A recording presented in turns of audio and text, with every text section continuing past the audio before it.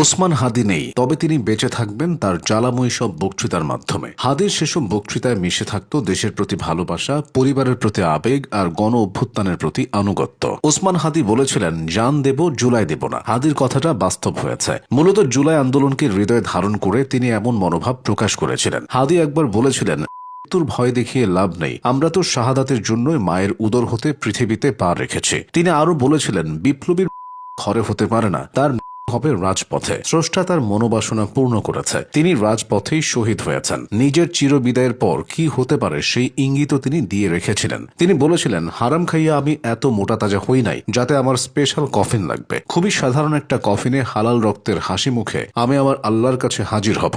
হাদি সবসময় তারুণ্যের কথা বলতেন। টকশো হোক বা ফেসবুক লাইভ, তিনি তরুণদের ধারণ করতেন। এক পডকাস্টে তিনি বলেছিলেন, the person can die, idea can not die. হাদির চিরবিদায়ের পর অনেকেই এই অবস্থাকে পুঁজি করে দেশে অরাজক পরিস্থিতি তৈরি করছে। তবে এখানে মূলত তারা হাদির রাজনৈতিক চেতনাকেই ভুলুণ্ঠিত করতে চেয়েছে। কারণ হাদি সবসময় ইনসাফ অর্থাৎ ন্যায় বিচারের কথা বলতেন। তিনি নিজের শত্রুর সাথেও ন্যায় বিচার করতে চেয়েছিলেন। ন্যায় বিচার প্রতিষ্ঠায় তিনি বলেছিলেন, আমাদের গুলি করার আগে পর্যন্ত আমাদের গায়ে কিছু লাগবে না, আমাদের এক্সট্রা কোনো সিকিউরিটিরও প্রয়োজন নেই, আমাদের শুধু গুলি করে মেরে ফেললে তাকে যেন ধরে বিচার করা হয়। আমাদেরকে ধরে ফেললে তার যদি বিচার না হয় তাহলে নতুন কেউ জন্মাবে না। নিজের মত পথের মানুষদের সমালোচনা করতেও দুইবার ভাবতেন না ওসমান হাদি। তিনি এনসিপির সমালোচনা করে বলেছিলেন, আওয়ামী লীগ যেমন মুক্তিযুদ্ধকে কুক্ষিগত করেছে, এনসিপি জুলাইকে কুক্ষিগত করেছে। কিছু কিছু ছাত্রনেতার লোভী মন মানসিকতার তীব্র সমালোচনা করেছিলেন হাদি। ডক্টর ইউনূসের উদ্দেশ্যে তিনি বলেছিলেন, আপনার বয়স হয়েছে, কয় বছরই বা বাঁচবেন?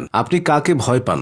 আপনাকে যদি করা হয়, তার বিনিময়ে শহীদদের রক্তের বিনিময়ে যদি নতুন বাংলাদেশ গড়ে যেতে পারেন, আগামী 1000 বছর বাংলাদেশের মানুষ নামাজে প্রার্থনায় আপনার জন্য দোয়া করবে। বিএনপির রাজনীতি না করলেও শহীদ প্রেসিডেন্ট জিয়াউর রহমান ও খালেদা জিয়া সবসময় হাদির অনুপ্রেরণা ছিল। হাদি সবসময় খালেদা জিয়ার দেশপ্রেম ও তার ত্যাগের কথা তুলে ধরতেন। তার ভীষণ ইচ্ছে ছিল খালেদা জিয়া তার মাথায় হাত রেখে দোয়া করবে। ওসমান হাদি ভারতীয় আধিপত্যবাদ বিরোধী আন্দোলনে সবসময় ছিলেন প্রতিবাদ মুখর। গণ অভ্যুত্থান পরবর্তী সময়ে আত্মপ্রকাশ করা রাজনৈতিক সাংস্কৃতিক প্ল্যাটফর্ম ইনকিলাব মঞ্চের মুখপাত্র ছিলেন তিনি। ইনকিলাব মঞ্চের সংবাদ সম্মেলনে তিনি জ্বালাময়ী সব বক্তৃতা দিতেন। তার বজ্র কণ্ঠে কোনো কাব্যিক শব্দ থাকত না, কথা বলতেন কঠোর ভাষায়। তবে ভাষায় কঠোরতা থাকলেও হাদি ছিলেন কোমল হৃদয়ের একজন। নির্বাচনী প্রচারণায় হাদির গায়ে ময়লা পানি মারা হয়েছিল, তখন তিনি আবারও সেটা করতে আহ্বান জানিয়েছিলেন। শরীফ ওসমান হাদি ছিলেন একাধারে একজন সংগঠক, অ্যাক্টিভিস্ট, শিক্ষক ও লেখক। এত কিছুর পরও তিনি ছিলেন ভীষণ সাংসারিক একজন। স্ত্রীর কাজে সহযোগিতা করতে তিনি সবজি কেটে দিতেন। হাদির জীবনটা ছোট হলেও ছিল সংগ্রামে ভরপুর। তিনি পড়ালেখা করেছেন ঢাবির রাষ্ট্রবিজ্ঞান বিভাগ থেকে। তবে শহুরে 8-10টা ছেলে মেয়ের মতো তার ভার্সিটি জীবনটা সহজ ছিল না।